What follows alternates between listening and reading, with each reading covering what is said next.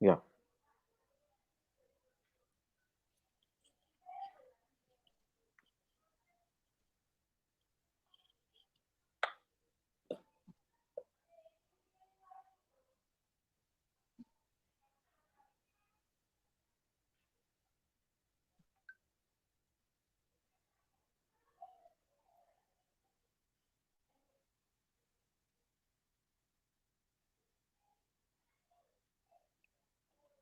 So we'll wait for a couple of minutes for some people to join, and then we will get started.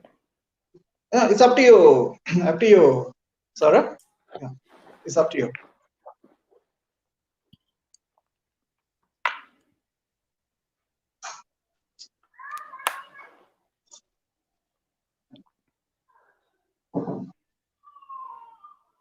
Okay, so we have people joining in. Okay, so we'll get started, sir.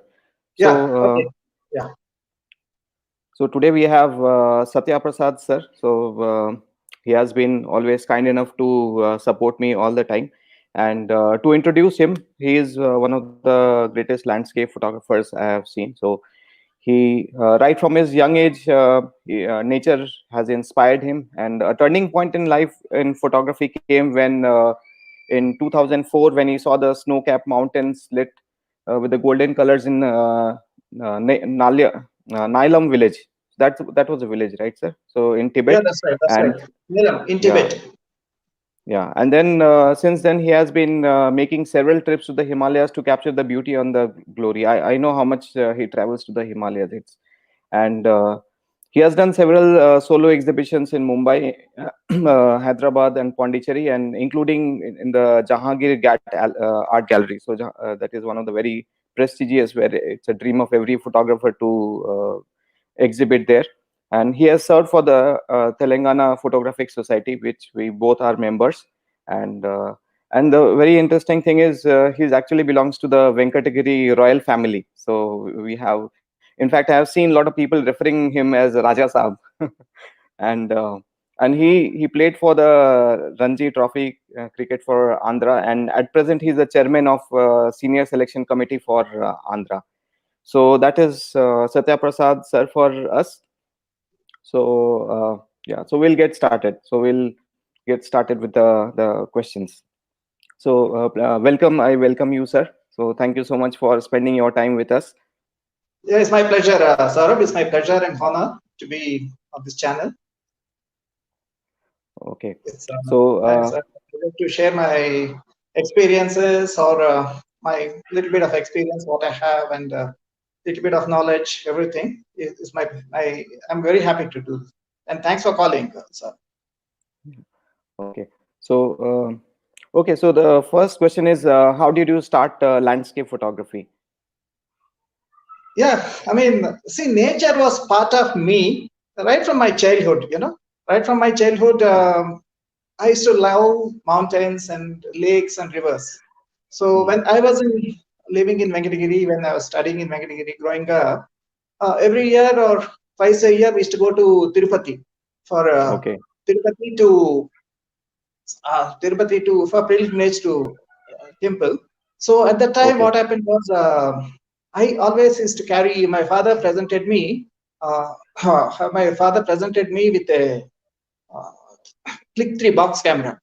So that was a Okay. box camera click 3. So and though I used to shoot family members, but always I used to shoot mountains and sceneries there.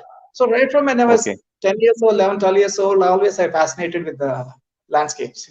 So that is Okay. why, and so gradually when I started playing serious cricket, I left photography because I'm not doing any serious photography. All the time I was spending cricket for almost 10 years. So that's the Okay. time Okay. I'm not much into photography. But in 2004, uh, I mean, group of our friends went to Manasarovar and Mount Kailash in Tibet. Okay, Okay. so in Okay. high altitude area, we have to acclimatize. Okay, so straight Right. away you cannot go. So we had to acclimatize, and we had to supposed to stay in a small village called Naylam, which is Okay. absolutely primitive. Okay, absolutely primitive. And Okay. next one that we reached in the evening. So next day early in the morning, I just took a small walk into the outside the village. How the just feel the kind of atmosphere there. Just feel the place. Okay. So Okay. early in the morning, I went out, and as I was coming back, suddenly I saw the first rays of sun hitting the mountain peaks. Okay, Okay. so something snapped inside me. Something happened. Something like, So something Mm-hmm. happened inside me. I said, "Oh my God, this is what it's going to be like," and Mm-hmm. that's it. And from that time onwards, the love affair with Himalaya started seriously, and still, God's Okay. grace is going on. Great. Great. Very good. So, did you have any formal training in photography? Formal training in the sense, no, I didn't attend any formal classes or something like that. But Okay. I was doing a bit of photography. My father is a photographer. My uncle also is a photographer. So I used to Okay. go with them and I used to shoot. But in Okay. 2002 or 2003, I joined Andhra Pradesh Photography Society. Now we call Mhm. Telangana Photography Society. Yeah. When I Yeah. joined that society, I came in contact with so many senior photographers.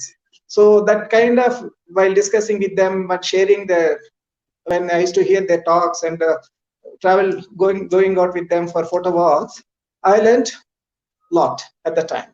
So Okay. Okay. then then I started. When I was traveling, I was always learning, like, so when I was going out with anyone, I was always used to keep learning, keep my ear open. So that's how it's all, nothing formal training, but learned while I learned this in a journey of photography. Great. Great. Very good. Okay. So, what are the photographers who have influenced you most and how? See, me being a landscape photographer, see, basically my photography, I'm in love with Himalayas. Like, the Himalayas are always very close to me. My photography Right. nowadays is starts and ends with Himalayas. I don't shoot anything, and I don't display anything other than Himalayas. So being a Right. landscape Yeah. photographer, being Right. landscape photographer, my favorite is for all of us, Ansel Mm-hmm. Adams. Okay, so any landscape photographer, he'll be the number one person favorite photographer, and Mm-hmm. next is Galen Rowell.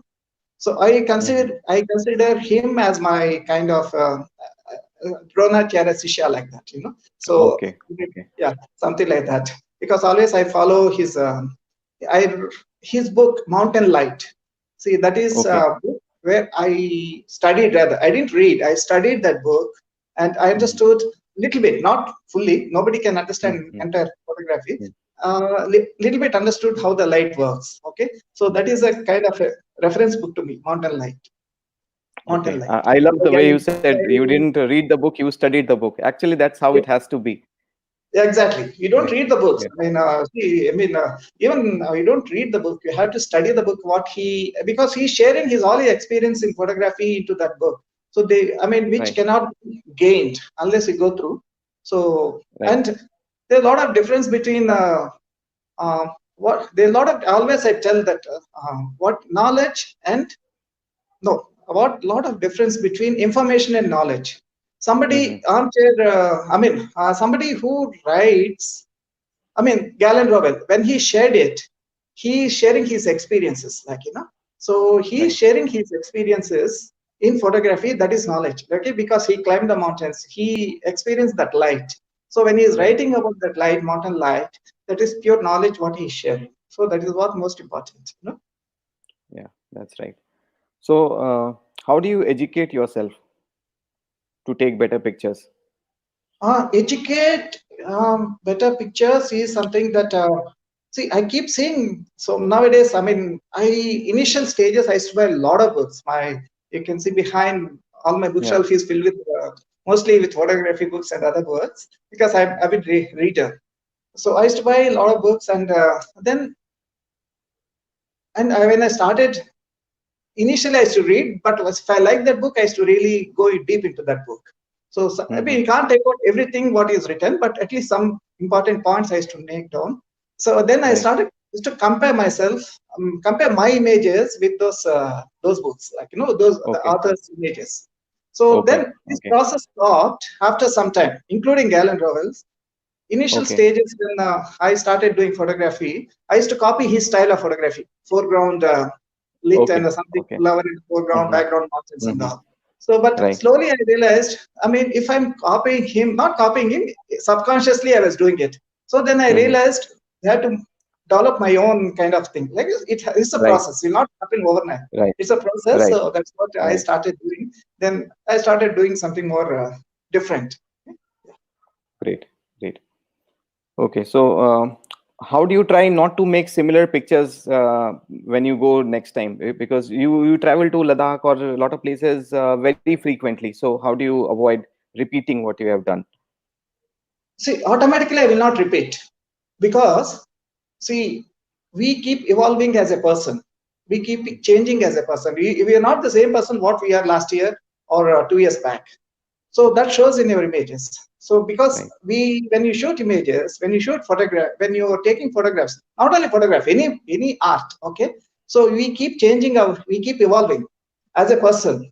So once you Right. change as a person, once you evolve as a person, it shows in our images. Or if you are even a music director, he will not compose the same kind of music what he was doing 5 years back, 10 years back. He will try to change. Right. So like that, photographers also, I mean, you must have experienced that. What you're shooting Absolutely. 2 years back or 3 years back, you will not be shooting that because subconsciously, because you are not the same person what you're 2 years back.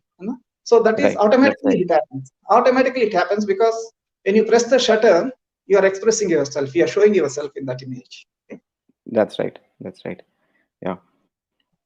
So, how do you keep yourself motivated to keep clicking year after year? Because sometimes I feel very bored and depressed about my pictures, and there are days when I just want to stop photography. So, how do you keep yourself motivated over the years? You have been doing it since so long. The motivation is, for me, the motivation is most important thing is Himalayas. See, whether I do photography, whether I don't do photography, the Himalayas, the moment I feel the fresh air of Himalayas, it charges me, like, it recharges me. However, Right. whatever is that time I'm going through before, so once I step onto the Himalayas, once I see them, I'm changed. Okay, so that totally that what you call totally energizes me and it motivates me. And I finished the trip, sometimes very hard trip after some days. So I Hmm. really get tired. Okay, so then I thought, oh my God, it's really tiring. It's really worth going. At one point of time, it will happen. But the moment when you are leaving Himalayas again I said, when is our next trip? We'll start planning. We'll start planning when is Yeah. our next trip. So that is what Yeah. keeps us going. That's all. Right. Especially when I come back from a very arduous, very tiring trek. So I swear never to come back again. But by the time you are going back in the airport, you have already started planning for the next trip. Absolutely. That's all of us. See, that's something in magic in Himalayas. That's all. So once you Yeah. go there, you are addicted in a positive Right. way. Yeah. Right. So the next question is in this age of social media, Instagram and Facebook, why do you feel it is very important to do print exhibitions? See, print exhibitions. See, when you see always when you shoot the image, the final output is that print. See, I mean, you can show anything you can shoot, but a final output is like a print. See, Ansel Adams said, like, so negative is like a notes, but print is like a performance. Okay, Mhm. so that is what the actual joy comes out of seeing Mhm. your own image, holding it in your hand or hanging it to the Right. wall. That is Right. what the best part of your image is. That see, Instagram, how much you can see? Few inches, 3 inches or 4 inches, max 5 inches image, or Right. laptop or computer, how many? But when you make a print, 16 by 24 or 2030 or bigger, the joy of Yeah. seeing them is something totally, and actual talent, it comes out of you actual Right. talent when you print the image. Okay, so that is what it's really, I'm not telling that you should print whatever you should, but at least some images every trip Right. you should print. Yeah, you should. Right. And especially what I felt is when I'm shooting a landscape, the kind of details that you can see in a print is phenomenal and cannot be compared with what you see in a mobile phone. So in fact, Absolutely, that's absolutely. that's the reason I hate to see pictures on the mobile phone. But you see, we have to get used to technology. Yeah, so now we have to change with the Constantly. times. Right? So Yeah. being in cricket, we are watching a test cricket some time back. Now everyone is getting used to 2020 cricket, but the charm of Mhm. test cricket remains the same. So something like Right. this. Right. Right. Okay. So what is your opinion about applying for competition? Do you apply for competitions, or what is your opinion about it? See, competitions is something that what happens is good. See, those who are starting photography, I mean, I never participated. See, somehow it never appealed to me. So I never participated. I'm not telling that no, you shouldn't participate. Okay, you should participate, but you should not. You should throughout your career. You cannot be like participating only in the competitions. See, basically, a competition is like a parade ground. Mm-hmm. For parade grounds, everyone they practice and everything. They will train you to face bigger challenges. So since competitions like a parade ground, so that is what I look that way. So those who are starting their photography, there's nothing wrong in I mean participating, but that should Okay. not be your aim throughout. Okay, go Mm-hmm. beyond that. Challenge yourself, like, so challenge yourself to the next level. That. So, but Right. I am not against participating. Every budding photographer they should try it out at least for some time. Mm-hmm. Great. So the next question is, okay, what gear do you use? A lot of people are very inquisitive about. I mean, you have taken such great pictures, which we are going to display after some time. So people might be wondering what gear do you use. So yeah, I would like to hear from you about this. So basically, I'm not a gadget person. Okay, so I like any DSLR will do for me. So last camera I bought it was is in 2008, Nikon Oh, D300 and wow. 18200. 18200. So that was I purchased I got them in 2008. So since then I didn't change my gear, and Okay. and I never felt I need to, and I never felt I need to. So once you Mhm. got a hang of the camera, okay, once Right. you feel comfortable, uh, Mm-hmm.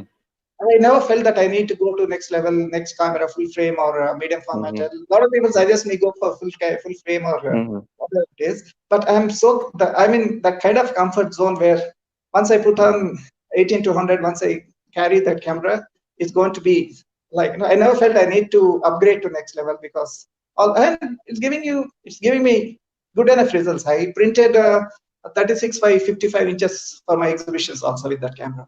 Yeah. So What's we? Mm. yeah. So basically, technically, sound you are once you get your exposure right, composition right, where you don't have to crop too much. I feel that's enough. 12 Mm. megapixels are enough. That's my opinion. Yeah. I think the youngsters are more. They need a full frame camera and all L series lenses. So so that's mostly a myth, probably. So that your pictures definitely proves that. See, I'm nothing against somebody's keep upgrading. Mm. See, just because you have a better camera, or if you go have more megapixels, or you're going to get better results, to a certain extent, okay. I'll tell you, Putti, because I'm always compare a little bit with cricket. So just because Mm-hmm. you buy the best bat, what Virat Kohli is using, you buy the same kind of a bat, you're not going to bat like Virat. Okay, so that is always there. That's right. Your skill is important. Absolutely. Your skill is important. Your craft is important, your vision is important, your hard work is important. All these Right. things comes. Of course, equipment also it helps you definitely. I'm not telling you shouldn't buy Right. it. You should Right. helps you, but don't get in too much into the 2.8 lenses. Why do you need 2.8 lens for landscape, for example? Why Yeah. do you? Right. Or except it's going to be heavy on you, both Right. financially Right. and physically. Why do Yeah. you need for why do you need a 2.8 lens for landscapes? Right. Right. That's right. I fully agree. Yeah. Okay. So so what are the factors do you consider to choose your best images after you are back from a tour? Because it's such an arduous task when you come back with so many pictures. Or do you limit yourself to when you shoot? Do you take really less pictures, or you still have a lot of pictures and then choose the best out of the whole lot? How do you do it? Initially, I used to shoot I mean, almost every trip I used to shoot 800, 900,000 like that. Okay. Initial Okay. stages. Okay. Uh, and also when I started with the film, it brings you more discipline in photography. When you're shooting Right. transparency especially That's right. transparency, it brings Right. you a lot of discipline. So that way it Mm-hmm. helped me. See, if you Mm-hmm. look that way, last 14 years, my shutter count in that camera is, you'll be surprised, it's hardly 22,000 or something like that. Oh, that's Okay.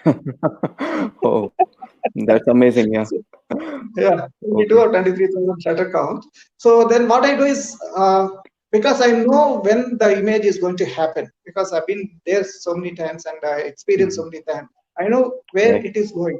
So I minimize it because there's no point being trigger happy in landscape Mm. photography. So there's no Mm. point being shooting 100 Mm. images in no time. So you shouldn't be trigger happy. Think about it, Right. stabilize yourself, and think about it, compose and shoot. Okay, so that way it helps you to be. The load also won't be there. You don't have to look thousands of images to select. So because already you chosen on the field itself, you're done that. So for me, it's Right. every trip. If I get 3 or 4 good images, my trip is made. See, that's how I set my benchmark. 2 or 3 Great. images in each trip. If it happens, I'm happy for that. Great. Great. Great. That's so good to hear that. Uh, Okay. So, how do you process your images? What software do you use to process your images? this software also is about 10 years old.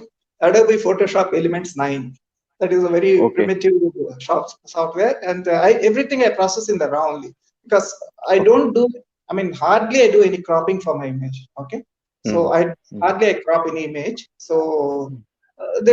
that is doing work for me. Like no minimum. I mean, only in raw I process, and rest of it is Okay. okay. I'm confident that when I compose, I'm very confident I composed it right. So that way, Okay. little bit Okay. of Great. burning and dodging. That's it. Beyond that, I don't Okay. know. Okay. Okay. Great. Okay. So, so what are your future plans with respect to photography? My future plans, as I said, my photography starts and ends with Himalayas. And what happens is that I'm planning to, if everything works out well, so I want to come out with a coffee table book. So that is what my Okay. dream. I'm working on Mhm. it. So once I feel comfortable that I have enough good images.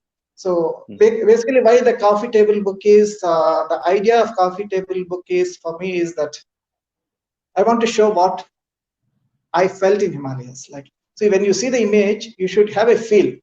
I mean, if I can hold the audience a few more Mhm. seconds to look at the Mhm. village, to look at that image, I'm Mhm. succeeded. So that's what I want to share my little bit knowledge. I use the knowledge because I've gone through that experience.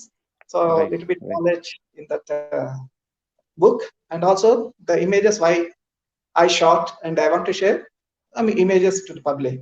That's my dream. So let's hope it happens soon. Let's hope so.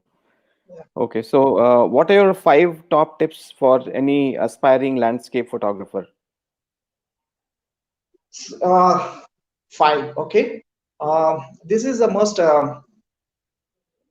First is when you are making a trip to landscape photography, be it outskirts of Hyderabad or any part of India, any part of the world, or anywhere in the world, or if you're going to Himalayas, study the geography. Okay, Okay. so what is the Mm. geography plays important role in that. Okay, what happens is that you should be do a little bit of geography and what is the season there. Okay, so Himalayas Mhm. itself, what is the May in Ladakh is not the same in Sikkim in May, Mhm. northeast. So totally Right. different. So Mm. that helps. Studying bit of geography is most important. Mhm. Next is the camera that you are carrying. You should have total control over it. Mm. Okay, so Mm. because you should know which, but if you press which button, what will be the be it for exposure or change of white balance or ISO, everything you should be in your fingertips. You shouldn't be fiddling Right. there in Right. the field. You have to get total control, even darkest of night, without Right. touchlight. You should be able to operate what you want to do. So that much Mhm. control you should have over Mhm. your own camera. So that is the most Right. important. You have to practice it. Okay, so Right. this comes only with the practice, not with anything else. So you have to Mhm. practice it. Mhm. Third is photography means doesn't mean only photography. You should be exposed to other art fields also. Look at the Mhm. paintings of great masters, okay, Mhm. and look at the sculptures and listen to the music and listen to. I mean, look at the great photographers. So everything is art wise. Everything is revolved, evolved. Okay, so that's what most important. And read, not see and read books, not just photography books. See, for example, of course, photography books you'll be reading.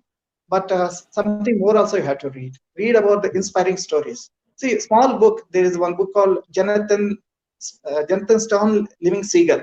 Small book. Okay, so Mhm. that inspired me a lot in photography. That book is nothing to do with photography. Huh? Nothing to do with the photography, but that book inspired me a lot in photography. So you keep reading, keep studying Mhm. masters. So that will be really helpful to you. Yeah, I think And there's a very fourth, helpful tip because nowadays, not the younger generation, they don't read at all. They don't read books at all. So they just yeah, see the not only pictures on that, not only Instagram. Mm, absolutely, absolutely. Listen to the mm, classical music and the mm, classical music or any music for that matter. It is mhm. so correlated to the photography, like up and downs, Right. like see, I mean shadows and highlights. So in Mhm. music also there are up and downs, like the high pitch and low pitch. Right. How do you react? And your mind will be fresh once you start listening Right. to music or looking at Right. the great masters' paintings. You will Mm. it will thought provoking, like so this will help you in photography. That's it. Right. And Right. uh, fourth, when you are doing photography, connect with that subject. Okay. See, always don't what is in front of you, don't treat that as an object, be it a model, be it a food photography, be it a fashion photography, be it any or be it a landscape photography. If you the landscape photography, the mountain is there in front of you, don't treat that as an object, treat that as a subject. Mm. If you just to press a shutter, mountain is a mountain, it's a rock, but how to bring the life of the mountain into the thing is light plays most important part. So light plays because Galen Robbins once he said, I shoot light.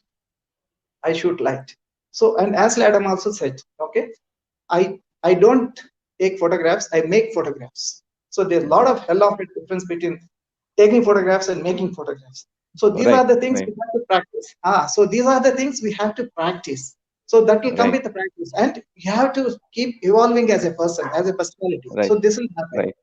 And Okay. fifth, most important, capital letters, passion. Mm. Whatever you do in life, whatever you do in photography, the passion is the most important. It is not that Mhm. how many likes you get in Instagram, or how many followers you have in Instagram, or how many Right. followers you have. These are all secondary. The first Yeah. is the passion towards You what you should are like doing. it. That is the most Yeah. important. Not only in Mm. photography, anything in your life, Mm. passion is the most important thing. That's right. So Yeah, this great. is It it. was. Uh, yeah. So the next question for you is whether you want to travel alone or in a group when you're going out shooting. See, travel alone or going out shooting, it depends. Like, so sometimes I go alone very few times, but I go in a group. But when I start shooting, when I get into that zone, my mind and everything is tuned, even 10 people are there and they're not going to be affect me. Okay, so Mhm. because you are always connected with the subject. Okay, so your thought process will be different. So whether somebody is talking or somebody is doing nothing, I mean, like, you'll be totally living in that moment. Okay, it's like a Right. meditation. Right. I That's mean, right. some people can meditate right in the middle of the crowd also, because you're Right. totally far from that. So, for Right. example, when your test cricketers, when they play in front of 50,000 people, when they're batting, the noise and everything are not going to affect them because they're living in that moment. Okay. So in Right. photography Right. also, I do that. Okay. So whoever are there when I'm doing serious photography is not going to affect me. I totally Great. connect with that moment. I live in that moment. That's a very great thing that you said, sir. So Yeah. I'm over with the questions, and now we'll go through some of the pictures that sir has, and he will tell us about his thought process and how he captured that moment. And then we will take over the question and answers. We already have a few questions, and we will, and maybe another 10-15 minutes, and then we'll keep it open to the question that everybody has. Okay. Yeah, yeah. So So images I mean, because we might run out of time, so we'll fast through the image, or you want me to explain the images? Like, I mean, we'll do the images first because I think everybody is here just to see your images. So oh, sure, yeah, sure. Yeah. See, Inish, yeah, tell me. Yeah, go ahead. yeah. So yeah, yeah. Can you see my screen? Yeah, okay, I can see you. I can see you. I can see the image. Okay. Yeah. Okay, you can see the image. Perfect. Okay, so Yeah. this is our first image that we have. So Yeah. yeah, please tell us about how you captured this, how long you waited, or how did you uh, shoot at this particular moment? See, this is my this I shot with a film, chrome film, and I shot only Okay, one image at the time. Okay, so this light lasted hardly. It just happened. We were in a place called Pang in Ladakh. Okay, and I turned okay, around. This light was there. Okay, so I just took one image. That's it. Okay, and I okay. got this magic. After this particular image, I would have made at least 10 to 12 trips to Ladakh, but never seen this Hmm. kind of lighting again. Though this is Okay. a shot with a chrome film. So how long back? Which year do you remember? What year So this this is was shot? 2005. 2005. This image I shot in 2000. 2005. Yeah, Wow, that's really long time. Mm. long time. But this is magical image. Yeah, yeah, Absolutely, next. yeah, absolutely. Yeah. Yeah. This also I shot in a place called Jamsam in Nepal. We are going to Okay, Muktinath. So we had to stay in one day at Jamsam. So that there is okay. Mount Nilgiri. It was a normal mountain, but the Yeah. clouds were playing hide and seek. So I kept on Okay. shooting. I mean, whole evening I was sitting there in one place. I'm shooting. So I could get this one Hmm. image, which is I really loved it. This way back in 2004. This one, film days. Right. Right. Great.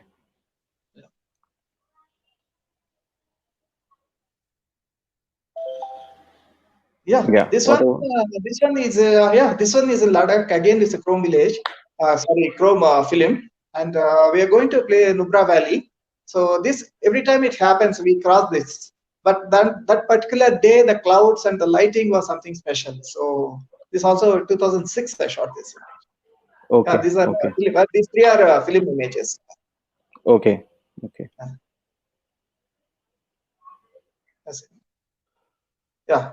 Okay. Yeah. Uh, now as a digital, I started this in 2008. One of my favorite images. We are Okay. going that day to Pangong Tso in Ladakh, and Okay. there is one stream called Pagal Nala. So because once a Okay. glacier snow melts, we cannot Right. cross that stream. So we had to. By the time we reached there, it was evening, so we couldn't cross. So we stayed back, and there was. And while coming back, I saw this lighting. So myself and my friends were there, and we that evening was magical again. It was the lighting was brilliant, and yeah, Hmm. I mean, the foreground, and this is of one of my favorite images. I think it's God's gift that you got a light like this because it's extremely difficult to Yeah, capture yeah, this. yeah, absolutely, absolutely, absolutely. Okay, so basic settings for you can see the settings in some of the pictures. You will see the settings below. So yeah, so could you tell us a little bit about the settings Yeah, a that little bit. you have used? See, I'll tell you this. See, settings wise, I always keep for DX format. Uh, F8 is more than sufficient. Okay. See, a lot of people say landscape you should shoot at 16 and 22 and all. No, it's not Mm. going to help you anyway. Always F8 is for me is the most standard and proven aperture for me. Like so always I keep it at F8, and depends on the shutter speed, depends on the light. I manage the shutter speed. So Okay, this I shot with F8, and one third from the scene where we can focus. We'll get the sharpest image. See the right. farthest part. So one third from from where you're composing. That where I get the sharpest image. Okay, like the hyperfocal distance. Yeah. Hyperfocus. Right. Yeah. See, I mean, you can go into detail that it takes at least so much if you go into. But by and large, Yeah. when you are on field, this will work pretty safe. Right. Right. Okay. Yeah, what about this image, sir? Yeah, this is at Cherrapunji, Nokreka Falls it is called. So we are there the whole evening, but the just falls were there. So we waited and a little bit. While coming back, I saw this cloud covering that waterfall, and light was falling it. I was hoping whether I can get the rainbow, but I'm not so lucky on that day. But little bit of light near the base of the waterfall, the cloud. So I enjoyed this image. Okay. So one question, if I may ask you, sir, are you always lucky, or you also had your own set of failures while taking these pictures? Yeah, of course. We see everyone goes through the failures, like So one time in Sikkim, one trip I made. First day I shot. Second day, sorry, not even first day. Second day I shot. For next 1 week I was doing nothing because whole day it was raining and cloudy, cloudy, cloudy. I came back with nothing. So these are all part of the once you are That's doing right. landscape photography, because basically it is like this. What you can do is Right. what is in your control. What is in your control is like Yeah. exposure or composition and all Right. is in your control. Weather is Right. not in your Right. control. So once it is Right. not in your control, we shouldn't mind too much into that. We shouldn't. I mean, you shouldn't look forward to that. Okay, it happens, good. Otherwise, no issue. You should be like that. Right. Because there's nothing in your control. There is no point in thinking of it. Right. Okay. So this is the next image. This is Gurdongmar Lake. That I was telling the in Sikkim, particular image I Yeah. shot second day of the trip. For next one Uh-huh. week, I didn't do anything. Like we are just traveling and we are shooting normal stuff, nothing serious because it was cloudy and everything. So this is what is nice. Foreground the Buddhist rock, they keep rocks over and the foreground and the prospect and the mountain at the back. So all these things gave me a very nice feel to the image. Great. So what time was this shot? Morning. Okay. Wow. This is so beautiful. This I shot last year in August.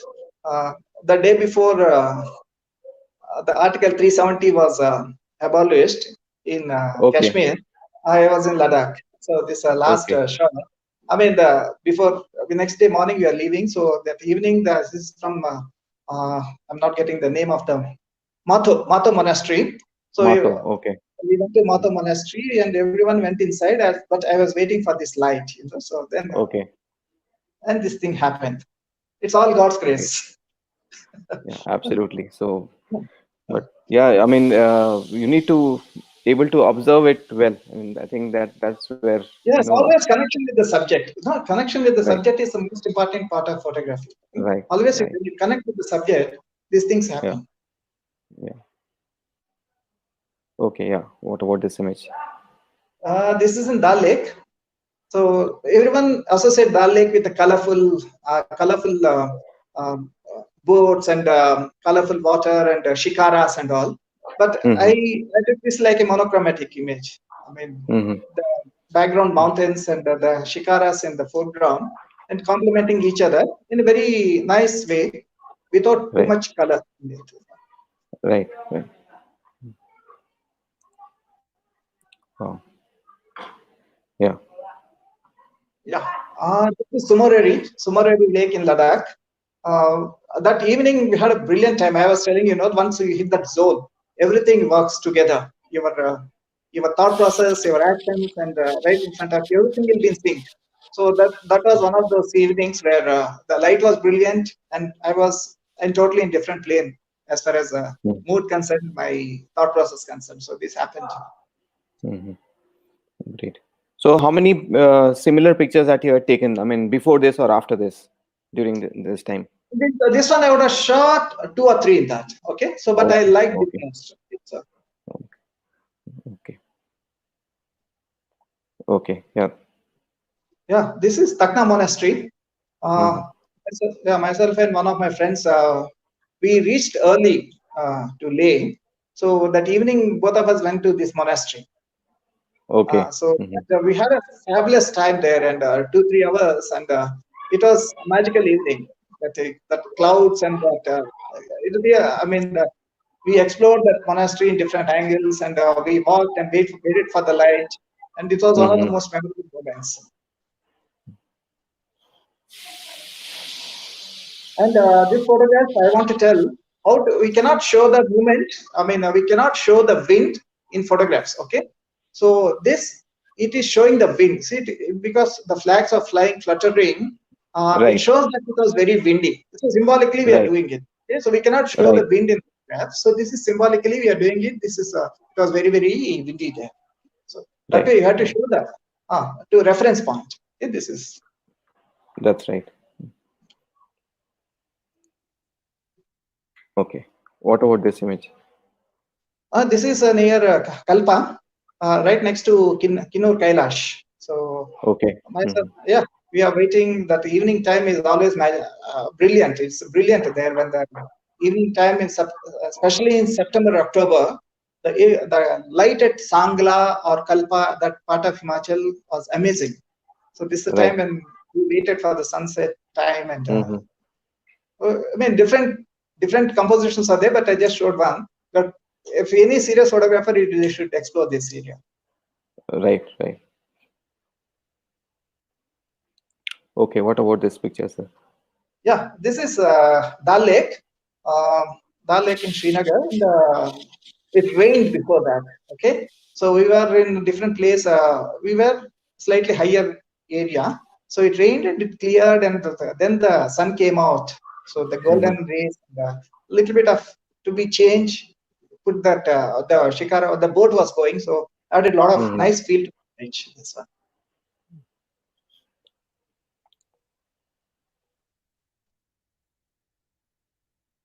Yeah. What about This this is one, sir? Drumdrum Glacier, Zanskar. Okay. See, always Mm-hmm. we associate Drumdrum Glacier, one glacier coming out of the, I mean, like a river. But I Right. want to Right. try. I mean, all of us would have shot. You shot. I shot so many times, like Yes. Yes. that, like a Right. river, like a glacier coming. But I want Right. to do something different. So I used telephoto lens for this, and showed a glacier in a different mode.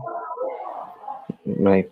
So yeah, a lot of people have myth that you need a super wide to shoot landscapes. Actually, yeah, I have heard this from you several times that you can also use a telephoto lens to, I mean, get intimate details of the place.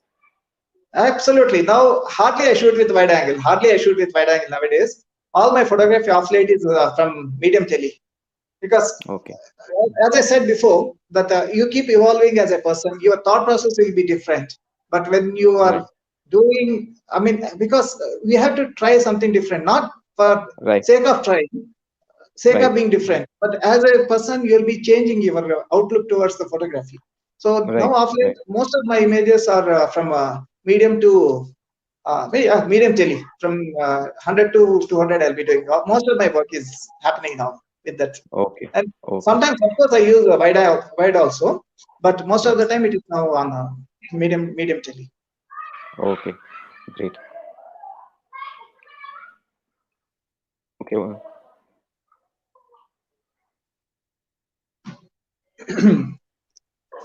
This is near Nubra Valley. See, Ladakh. See, most of my images are like Ladakh because that's my favorite place. Once there's a place called Disket. We finished our mm, shoot and we're having the tea, a small shack. Suddenly, I looked mhm, back and the light changed. So then I looked back. Then this beam was coming, and I couldn't shoot from there because there's too many obstructions.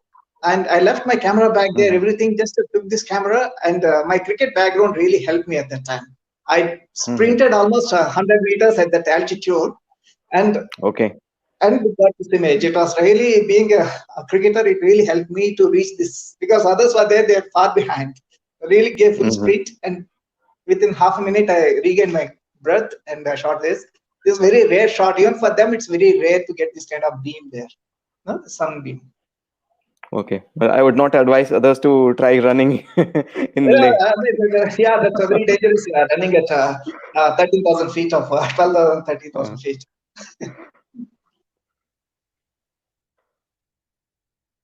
okay. So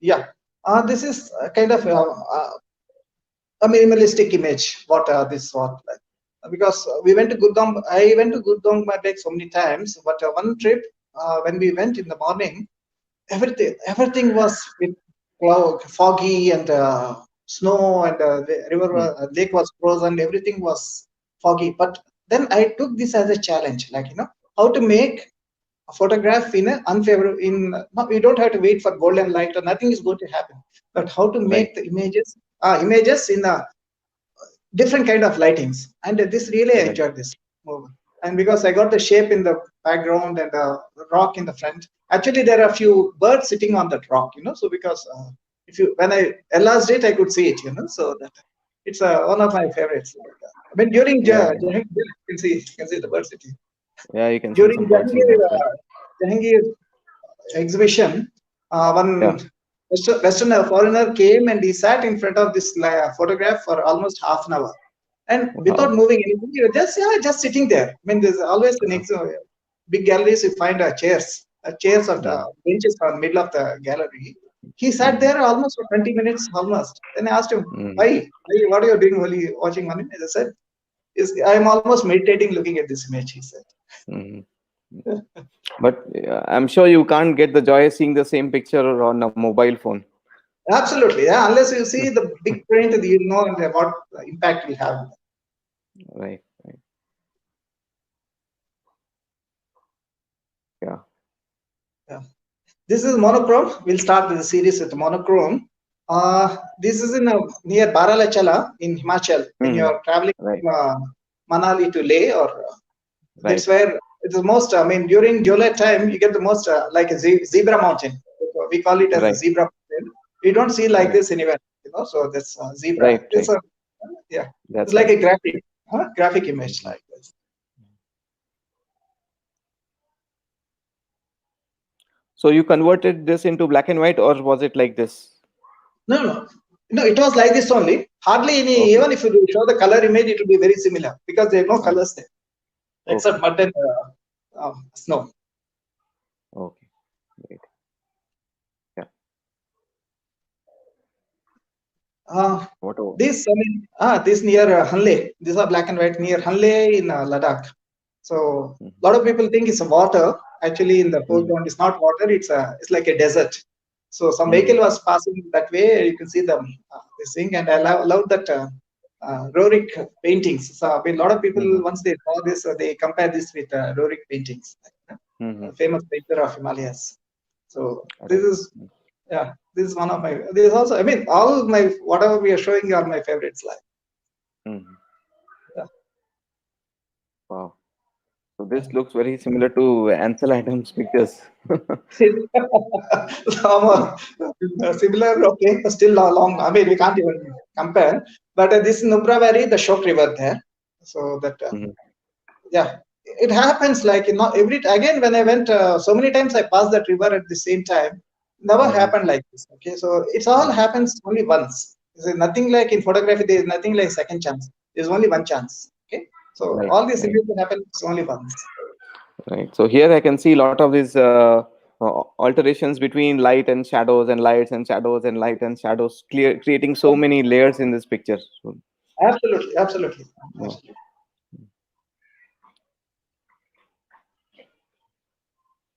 And people who are inquisitive about the settings, for most of the pictures, you'll be able to see at the bottom. So this was again taken at f8, as I was saying. Yeah. Mm. Okay. This also is at Ladakh, Namikla. This is again that's a you can see the shapes and kind of the patterns in the mountains. Okay, there's a pattern and there are lines. It's not line means you should don't have to have only a road or something like that to show that line. So anything Right. which is anything which is the pattern is taking you to the image, it can be called as lines. Mhm. Sir, if I may ask you a question, how do you decide whether the picture has to be in color or in black and white? So what is your opinion about this? Myself, I mean, when I look at it, when I look that way, I look at the tones in black and white. Okay, so whether in the color, whether we can get a good black and white out of this image. So it depends on the tonal values in that image. We'll convert that into black and white. So you do it later. You decided later whether a picture has to be in Yeah, black and white or in see, color. I haven't grown to a stage where I can see in black and white the image. See, I Okay. mean that we have to Mhm. go to next level. Still, I'm not haven't reached that stage where that by looking at the image, I can think of black and white or color. So anyway, I shoot it. So once I come back, then we decide that. Okay. Great. Okay. Yeah. Yeah. I have already heard about you talking about this picture, but we all would like to hear about it. Yeah, this image also is like see, we went to whole day in Leh that day. Right from morning till that time, nothing was happening. It was cloudy or it's too flat lighting to do. I didn't even take out my camera. So Hmm. we went to, and as we coming back, it was drizzling a bit. So one of my friends was sitting in the front seat, and he said, such a something is happening very nice. Then I got down from the vehicle and looked it. I mean, drizzling stopped and beams were coming over that monastery. They were building a new monastery. The beams were coming, and by the time took out, because already I packed my camera, I took it out and took it filters and graduated the filter, and I could shoot only one or two images or two or three images. This is a magical image. I say this is once in a lifetime. See, even if I go 100 times to Leh or Ladakh, I mean to Leh that area, I may not get it. This is a magical image, like once in a lifetime image. Right. So you use a GND filter here, is it? Yeah. See, without a graduated neutral density filter, I feel totally. I mean, something is missing. So always I carry GND filter on my camera, on the lens. Okay.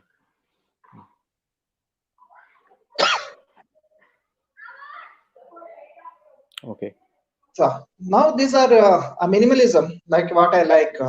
See, when you're doing minimalism, I can compare with the Zen philosophy. See, what that Zen philosophy says is that a clap that follows a long silence is very effective. So these kind of things, why when you read, when you come across this kind of scene, you'll relate, because that cloud in that right corner is giving you a lot of effect. Okay, other than that, there is nothing in image. The small cloud is giving you so much of effort. So that is like a clap giving you, after long silence, a clap is giving you that effort. So this is what that's what I thought when I shot this.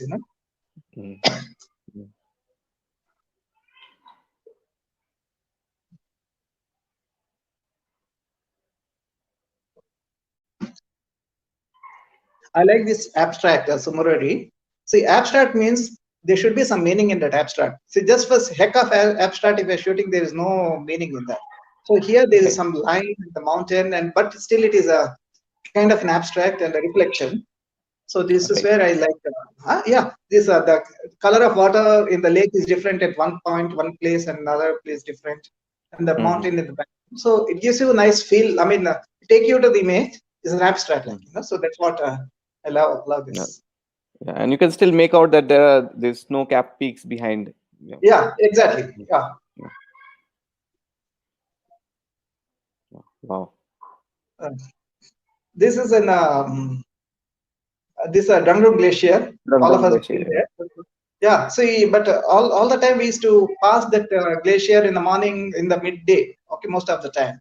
So one day, one of my friends and me decided to stay there overnight. So we stayed in his vehicle. Overnight we stayed in there, and morning light we captured. We climbed onto a small hillock there, and the morning light falling on the rock, and the rest of it is in the shade, gave you nice feel to this.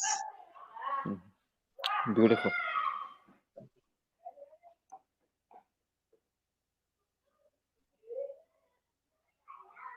Yeah, this is Chandratal Lake. Again, reflection. I mean, we normally get good images there. I mean, when you have beautiful reflection, we are bound to get. But I want to do something different and create it almost like an abstract. Right. So, sir, how do you decide whether the picture has? How do you decide whether the picture has to be vertical or horizontal? See, I mean, see, now once I look at this image, I understand this how it's going to be, vertical or. See, when you're looking at the image itself, you can make out. See, basically, I have a lot of vertical images, but we didn't share for simple reason. In a screen, it looks very, very like if you print vertical image, they looks great. But if you look on screen, a lot of space being wasted. Right. So that's another problem with the computer screen. So in a print, if you take a print, you can see the whole thing very nicely. Whole image. And if you do vertical, there's so much screen being wasted. So I didn't share too many, except few. I didn't share too many verticals. Okay. But you do have a lot of them. A lot of verticals. Okay, so I think that's what we had from sir's pictures. So we selected, sir selected this picture and sent it to us. Now I'll keep it open to questions. So I'm just going to scroll through the whole list, and then we are going to take some questions. So sir is going to answer them for us. So you can read, I think. Saurabh, are you going to read the question or? Yeah, I'm going to put it there. Put it Uh, there, or are you going to read it? yeah, on the screen so that others can also. Yeah, Uh, yeah, put it on screen. Also, you read. Also, you read because the camera. I yeah. mean, phone is like. Yeah. Okay, Can you Prasenjit read? is asking, please explain the exposure and other details about the mountain photography at night. Night. See one thing. If you look at these images, uh, it depends on again the moonlight. See, actually, it depends on the moonlight and the starlight. So many other factors. But basically, what I shoot is I shoot what I see. So that's why you didn't find single image where I gave a long exposure or star trails or something because I am not into that. Like I shoot what I see in front of me. Like so night exposure. Of course, we have to keep at bulb and try it out for 1 minute, 2 minutes, depending on the light. See, sometimes the Right, moon will be very bright, sometimes may not be bright. So right. it depends on the this thing. There's nothing like a particular exposure for night photography. It depends on it. So many other factors. Okay. So the next question is from Naveen. Naveen is asking, what is one thing you wish you knew when you started taking pictures, taking photos? Yeah, I wish I knew. See that this is a very interesting question. I wish I knew is that I should have started early. I Okay. should have started early this photography, landscape photography. I missed out. The when I can do, I could have. I mean, I could have done much more when I was Hmm. younger. Much Okay. more traveled, much more climbed mountains, but I missed that. Okay. But I don't feel that way. So when the time comes, everything will fall into place. So that's what. Right. So we might overshoot by the time a little bit beyond 9 o'clock. So if you are okay, please stay back. So we are going to take some more questions. Okay. So Raja asked this question: what these travelers to Himalayas mean to you, sir? Please explain what these travels mean to you, probably. See, travels to Himalayas are like for me is like a pilgrimage. So they are more than photography trips. Actually, I do photography. More than photography, they are like inward journeys. So every time I go there, I experience something unique or something. They are more like inward journeys. So Mm. whatever happens, like I want to keep traveling to Himalayas for the rest of my life. Okay. So this is not a question, but a comment. So Sri Hari sir is saying that techniques can be learned, but to produce pictures of your own stamp, you have to love and the land and the landscape. Keep watching the different light conditions and take some pictures and see if it satisfied you. Absolutely, sir. Fully agree with Absolutely, you. absolutely fair, Yeah. Garu. Absolutely, what you said is bang on. That's what. Mm, Absolutely. mm.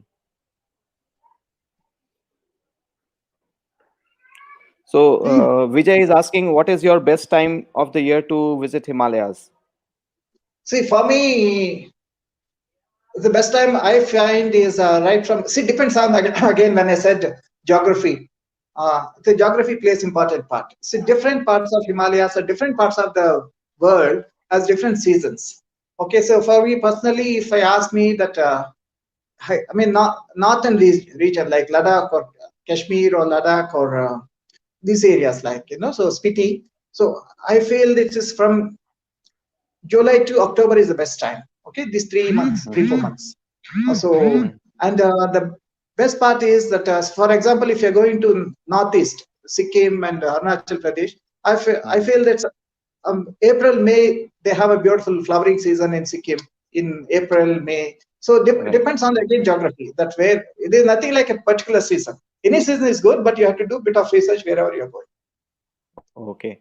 So the next question we have is from Sudhakar. So he asks you, you have been going to the places again and again. So tell us about any life-changing experience or something that you have never thought that you would go through because it's always not as beautiful as our pictures.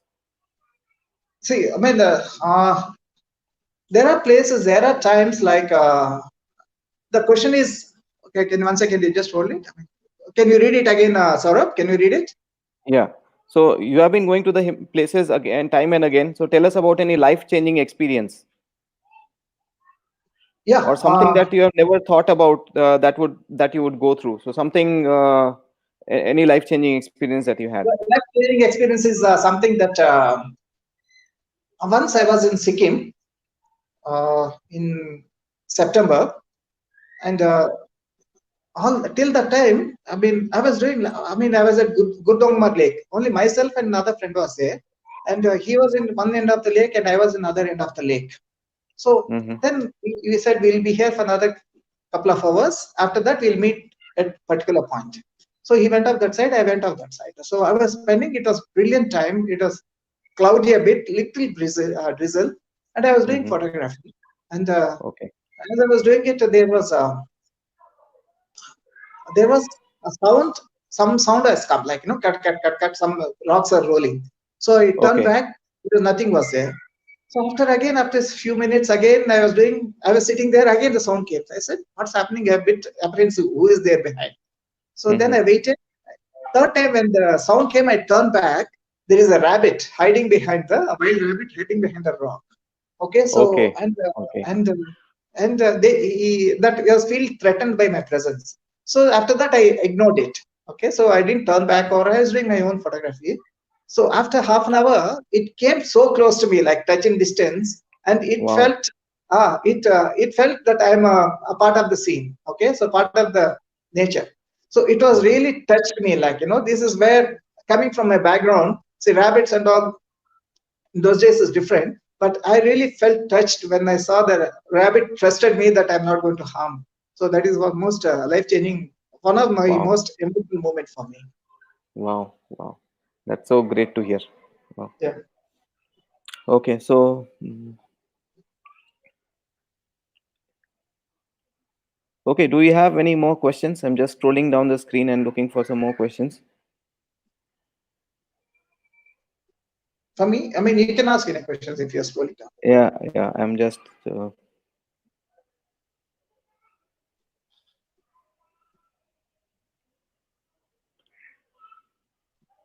Okay. Any more? If you have any more questions, please post in the comments, and then we will take them.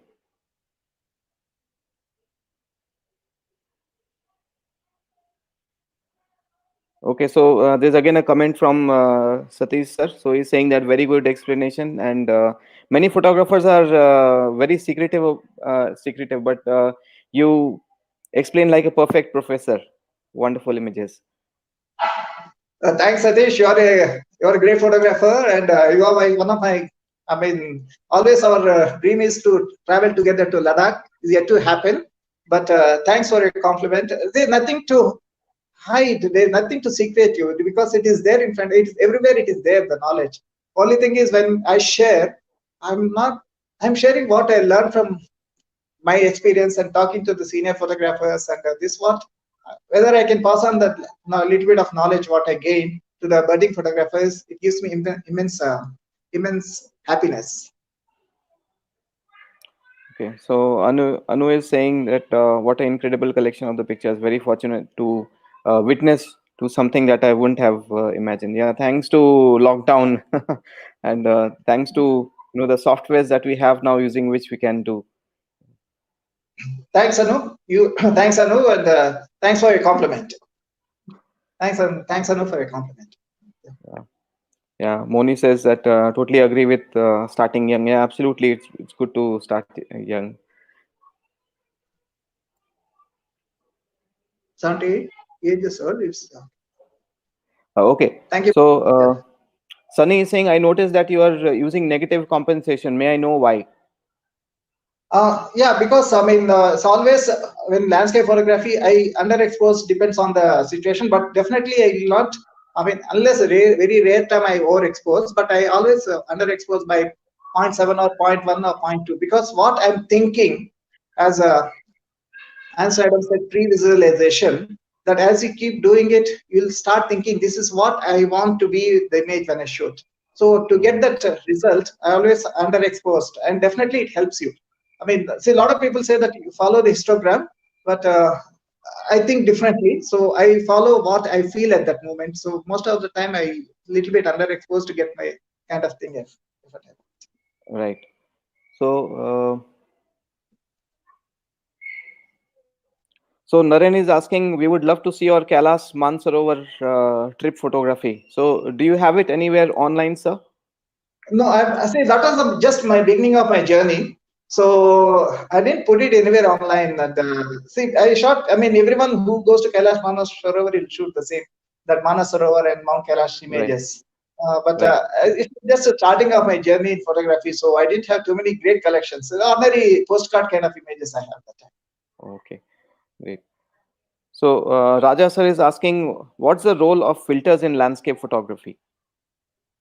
I say absolutely. See, there are two filters which I always carry in my bag. One is the polarizer filter, but I don't overuse it because when you are in Ladakh, a place like that, it gets oversaturated. So I don't Right, use this lens. I use polarizer. But one thing right. always I carry is that graduated neutral density filters, one stop, two stops. So always I carry it. Though we can do it in Photoshop or Lightroom, but always I Mhm. prefer doing it on the field. It gives you immense joy, and you will have control over the image, total control over the image. Okay, okay. So KVJRK Rao sir is asking, can you explain about the choice of gear is important for landscape photography? Yeah, as I said before, the last time I mean, the camera I purchased last time was in 2008 with the D300 and 18-200. So for me, it's absolutely sufficient for me. But landscape photography, you don't need too many lenses or too many film. At least if you are doing this, I mean, the range from slightly wide. I mean, someone is interested in wide angles, I can go for wide angle zoom or mid tele. So these two are more than sufficient to do landscape photography. Wide Okay, angle zoom, regular zoom, and mid tele. okay. So Satya is asking, what is your opinion about drone photography? Absolutely. See, there are so many various kind of photographies available, and drone is a new thing. So definitely, but I never tried. And as I said before, I think during the course of the conversation, I said I shoot what I see. Okay, so with my eyes in front of me. So definitely, I encourage. I mean, future I may do drone photography. As of now, I'm happy with what I'm seeing. Of course, you can try it out. It gives you different perspective to your images. Right. Okay. So Anu is asking, what is the best time to visit for photography? Best time to visit for? See, depends again. For Yeah, see, it depends. I mean, again, as I said, we have to do research. I mean, which part of the time, how the geography, again, you have to follow that. If suppose if you're going to Iceland to do landscape photography, we have to know what time is the best time. So we have to do a bit of research. So if you're going to Ladakh, what is the best time? See, I prefer Ladakh in June, July, where you get a dramatic skies. Okay, bit of clouds right. and blue skies, and so I prefer that way. So again, if you're going to Himachal, again April is the best time. Okay, sorry, Sikkim. So it depends on the geography. We have to decide which Right. is the best time to go. Right. So Rajmanna sir is asking, do you use Lightroom or Photoshop? I think you already answered. You use Photoshop elements, right, sir? Exactly, exactly, exactly. Hmm. So Partha is asking, I would like to know how and when you realize that landscape photography is your thing and not other types of photography like portrait photography or wildlife photography. I never did any other photography other than landscape photography. So right from my childhood, when I was 11 years old, landscape photography was my favorite. So at that time Okay. itself, I decided. So Hmm. I mean, the earliest images I have still in albums in black and white. Most of the time, I was shooting rivers and mountains, and so right from it was there in me because of Okay. yeah, it was there in me all the time. Okay. Dhananjay is asking, some of your pictures shadows look almost black. It looks beautiful. Is it done in camera or in post? Post processing. See, I mean, always. I mean, see, black in the sense actually they're not black. It's looking like that on the screen, but there will be details in the shadows also. So that's where the beauty of image comes out. There will be a little bit of Right. details when you print the image. You'll see that there will be a little bit of details in the shadows. They won't be the black per se. Okay. Yeah. So Vishwendra sir is asking, can you suggest some landscape locations other than Himalayas? So I'm not the right person, sir, because other than Himalayas, I haven't done any other landscape anywhere. So other than that's what I said in the beginning. My photography starts and ends with landscapes. Sorry, with the Himalayas. Mm. Okay, so the next question is, okay, Prithvi is asking this question. You have mastered showing up the images vibrant as well as soothing. So, how could you master both, as it is a rare phenomenon for a landscape photographer in terms of presenting an image? See, that's why I said, Prithvi, that as I said, how you connect with the subject is the most important. See, that happens a lot when you connect with the subject in front of you. This, all these things, and the images, what you're making, it shows in your images. I mean, don't shoot. I mean, that it comes with the practice and comes with your personality. So, as I said, just not just photography. You develop liking for other fine arts. So as a Mhm. individual, you'll be seeing totally different perspective, totally different things in front of you. So this is what my advice. Very nice question you asked, Prithvi. So that's what I'm telling in the beginning also. Always you connect with the Mm, subject. So then you'll right, see that it will be soothing, then it will be showing on your images. right. So, Ishwar sir is asking, can you explain a bit on the hardships involved in landscape photography? Of course, sure, you are there on trip. So, see, first of all, when you're going there for landscape trips, the comfort is the last thing you should be thinking of. Like, I mean, the last time, how the food is going to be, all nothing will happen to you. So if you don't have a good food for 1 week, or you manage it Maggie noodles, or if you're not Yeah, able to sleep, you don't get a wonderful bed, you will get something to sleep on. So nothing will happen. Most important is that we never look that way. Of course, you know that we never look that way. Always go for the light. There are times we got right, up at 1 o'clock or 12 o'clock at night to reach Gutongmar Lake by 4 o'clock in the morning. So whole right, night we travel. right, So all these things are part of our landscape. Part of that, then only you can get that what you want to show, what you want to shoot. right, right. So the next question is from Rahul. Rahul is asking, when are you planning to change to full frame? Rahul, soon I am planning. As I said, right now I am comfortable, but soon I'll be doing that. Okay, soon I'll be trying to do that. So to add to that, what will be your next camera, sir? I don't want to see. I mean, see, basically, a lot of people they argue which is better, Canon, I mean, Sony, or Mhm. Canon or Nikon. See that they know nothing like no camera is a bad camera. So always every camera is good camera. So one Mhm. decent full frame, I'll go for it. Right. So we have Sunny who says that I use the same gear as, and as you said, it serves me well till date. That's Absolutely, right. absolutely, Sunny. Absolutely. Right from the So 2008, I didn't change my gear. so you see, it's such a enlightening experience for people who are beginners, because I feel a lot of people are, they're always running after gear. They say this is such a basic camera I have. I don't know what I can do with this. So it's No, a there's great nothing learning like for basic them. camera. Any DSL camera is a good camera. There's nothing like basic camera. So for Yeah. landscape photography, any Yeah. DSLR camera will give you brilliant results. Only thing is you have to Right. develop your own craft. Okay, so then it will Right. happen to you. Right. Okay. So Just 4 team is asking, while you're busy doing landscape, do you shoot other pictures with non-landscape category, or would you ignore? If you have See, shot, yeah. initially, suppose if I'm in a monastery, I try to shoot inside monastery or a temple, or people for fun sake I shoot, but I never, hardly I displayed. I'm not the best people. I don't connect with the people when I'm shooting people, so I don't display, and I'm not as good as a Saurabh in people's photography. So I don't display. Hardly I display anything like. But monastery, inside monastery, yes, I do sometimes. I get a decent images. Okay, great. So Chandrasekhar sir is asking, have you ever thought of also clicking the flora and fauna of the place, also the people and culture?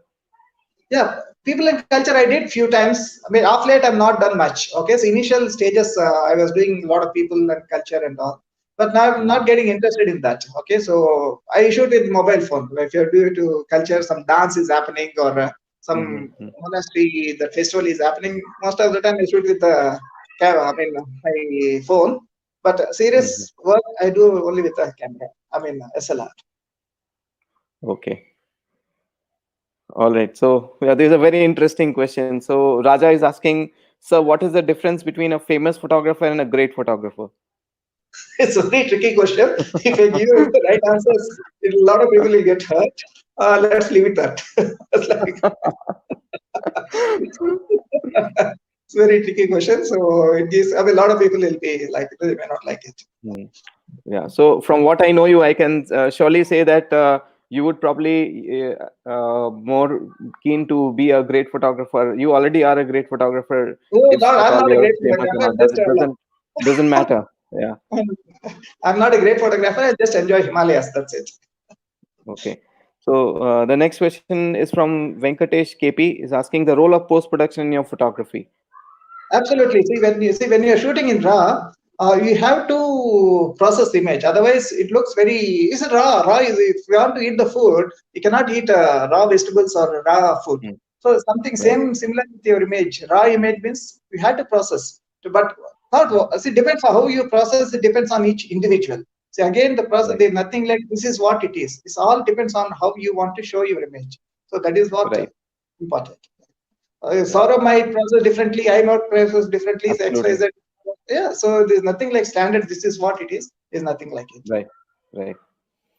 All right. So, Sarma sir is asking, do you take videos of Himalayas during your trips? Yes, I take with my phone. So I have a lot of videos of not serious ones, but just to travel ones to rekindle my memories when I'm there. Hmm. Hmm. So, SVS Rao sir is asking, any plans for one man show in near future? Yeah, let's hope 2020, the way things are going may not happen, but 2021, let's the way I can plan it. So. Okay. Bobs is asking, how do you feel with the process of present day photographers? Any suggestions? Bobs, I mean, see, now you're getting a very good photographers, Bobs. The younger lot, their ideas are different. So very fresh ideas they're coming with. And I'm enjoying the work of a lot of young photographers who are not only landscape, but not many are getting into landscape, but different genres. I'm enjoying the work. Like, so they have their own way of seeing things, presenting things, because their mindset is different, their personalities are different. So I'm enjoying the work. So definitely it's in the right path. Okay. So, anything on the contrary, anything on the negative side that you have for the present day photographers also, sir, if you have? Yeah, I mean, last time also I said long time back, but my this thing is when you're shooting, I mean, you're there in the place, when you're shooting in the Himalayas or wherever it is, like, the last thing in your mind should be how fast I'm going to post in Instagram or Facebook, how many likes, so that you have to cut it off. That you can do it once you come back or settle down. But when you're doing on the field, always think that, live that moment. Okay, don't think how many this image will get likes or how many you'll get comments. That should be a last thing. So when you are doing photography, live in that moment. So living in that moment is the most important thing in the cricket. Sorry, cricket, even in cricket, but even in photography, living in that moment is most important. Right. Okay. So, Raja sir is asking, what is your opinion about mirrorless cameras? So both of them are safe. These are all tools, sir. Like so mirrorless or mirror or plate cameras or medium format. These are all tools to capture the photography. So these are all definitely the advance. How we started with the plate cameras, and then we came into film into digital into mirrorless. All these things are tools. So they cannot go wrong. There are absolutely nothing go wrong in any of these cameras. They're good. If you have one, wonderful. They can have it.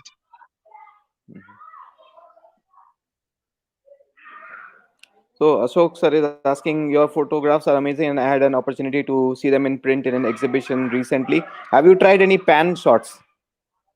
Yeah, I did a few pan shots. I did a few pan shots. I didn't share because they doesn't look good on the screen. Okay, so I didn't. But I'm not great fan of pan shots also. But I have few. Mhm. So sometimes it gives a nice feel to the place to show the place. Okay. So Shrikant sir is asking, please throw some light on exhibitions. Of course, Srikanta is my he's a guy who printed my images and Mm. made a lot of difference to those images. And see, exhibitions part is something that I really enjoyed when we choose the images and display them. The kind of I'll tell you a couple of examples of exhibitions. Like I was doing in Jahangir, and there. 20 or 30 students from deaf and dumb school came, and they're there for a long time, and they wanted to talk to me, and sign language. So I don't know the sign language. So then the instructor who came with them, uh, he was we had almost half an hour, 40 minutes conversation with those people.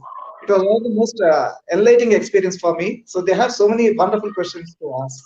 So that is one thing about the exhibition. And second is that one old gentleman came in Hyderabad for exhibition, and he was there for half an hour, and then he wrote something and he left. Yeah, as he was Mhm. going, I just read what he's written in the book. Yeah. There's one line. He said, "You are taken me closer to the God." He's written just one line. You are taken me closer Wow. to the God. I said, "Oh Wow. my God, this is a best compliment I can ever think of." So I ran behind him. I said, "Thank you, sir. You made my not only this, you made the entire exhibition worthwhile." So then he Mhm. said, "Thanks a lot," and then he introduced himself. Uh, he is a grandson of Rabindranath Tagore. Oh, So wow. he's a Okay. grandson of Rabindranath Tagore, and that feel I had wonderful feel. Like, see, our exhibition is a end of the day. It is like a giving you a performance. So giving when you learn any art, be it dance or classical music, when you give performance in public, that gives you most satisfaction. So exhibitions are also Mm. something like that. When you display your Right. images, is you are giving you a performance. Right. Okay. So, Banu has a question. So, can we expect photograph of a game of cricket with Himalayas in the background or vice versa in Dharmasala? So, Huh? Huh? Can uh, you photograph? photograph of a cricket. Yeah, that will be interesting for you. That is your both loves together. Yeah, absolutely. So, but one thing I always do when I'm on cricket assignment, I never carry camera. Or Okay. when I go for photography, cricket is the last thing in my mind. So I don't want to club with Wow. this. Otherwise, what happens is if I go on Wow. trips to with the team, if I'm carrying Mhm. camera, it doesn't send right signal that I'm not serious about my job, what I'm doing. So when Right. I'm in Right. trips with the photography, so cricket is the last thing because if I'm there, there's nothing I can do in the what's happening in the cricket. So totally, I cut off both the things when I'm on the. Great. That's a great thing that you shared. Okay. So, how do you, Neo's moment is asking this question. So, how do you curate photographs for an exhibition? Uh, do you find it shortlisting a few photographs out of thousands that you may like? No, see, I mean, when I'm, see, for example, Shrikant, he prints for me. So when you are going for an exhibition, we sit together and we select not more than 60 or 70 because as it is, I don't have thousands of images. See, Mhm. from maximum exhibition quality, I'll be having is 60 or 70 or 80, okay, maximum. So from Mhm. there, kind of we bring it down to 50, I mean 50, from 50 to 20, 25, depends number of prints we want to make. So for me it is not a great thing because I don't have thousands of images to choose from, so that limited images, so I have to choose that it becomes much more easier. Mhm. Okay, so Raja sir is asking, what is Himalaya for you? Himalayas are me for me is like uh, I feel I'm part of Himalayas.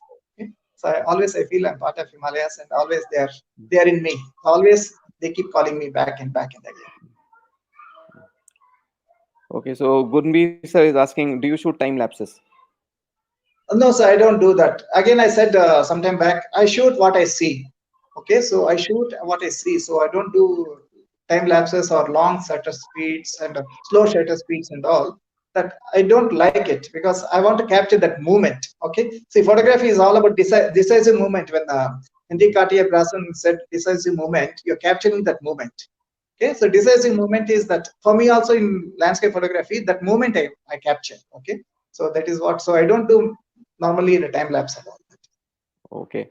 So Dhananjay is asking, what do you think of this session? So it was a great learning for us. How do you feel?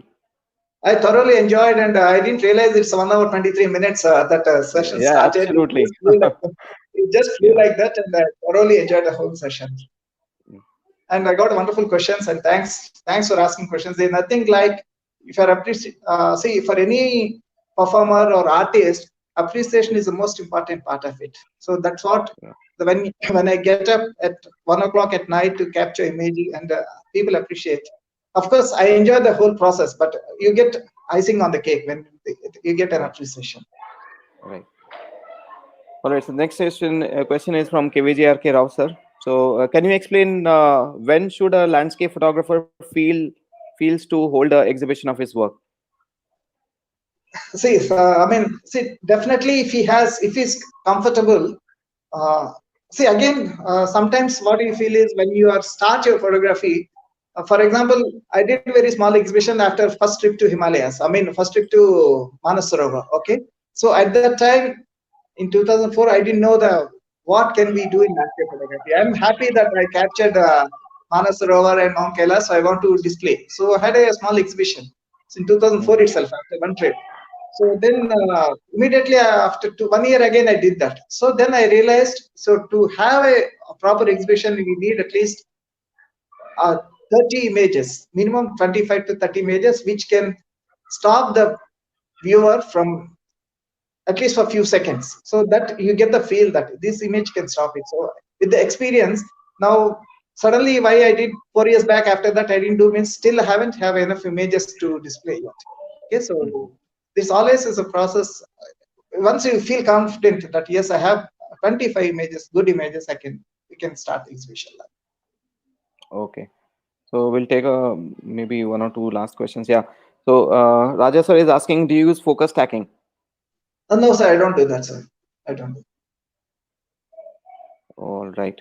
So probably this is a last question we'll take. So do you find any difference between print exhibition and online exhibition? Both of them are going to the public, and that they can mark their comments too.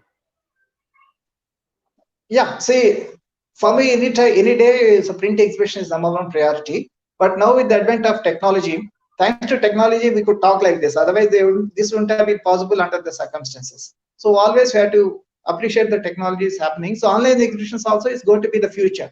So definitely we have to open to all the new ideas or new what is coming out new. So always we should have both. But it's a different experience to see pictures in prints, because I remember seeing Absolutely. your pictures really big. So, and it's such a joy. It's like getting transported, like you were talking about that lady. Yeah, exactly. That is exactly what it's like. So, Firdaus sir is asking, when are you going to have your next photography exhibition? So probably next year, sir. Next year we can think of it because 2020, the way the things are, may not happen because too much of uncertainty. So hopefully 2021 I can think of. Okay. So, Vishwendra sir is asking, what is the test that one is ready for an exhibition? Uh, See, basically, when you start I mean, once you start discussing with the photographers who are in that field, particular field for some time, so then I mean, you will get an idea what you can think of whether we are ready for exhibition or not. See, I didn't when I started my exhibition, I was too raw into the field. So with that enthusiasm, I've done a couple of exhibitions very early in my career as a photographer. But then I realized, yeah, we have to wait. So then when you start seeing others exhibitions and the benchmark of what's happening around the world, so that's the time when you feel, yes, I'm after some time you'll feel, yes, I'm ready for exhibition, then we can go for it. Okay, so I think it was a great session having you here. I am really thankful to you, sir, for joining us. So I close with this comment from Srikant, outstanding connect, sort of. I'm Thank you, looking Sri. forward for Thank more. you, Srikant.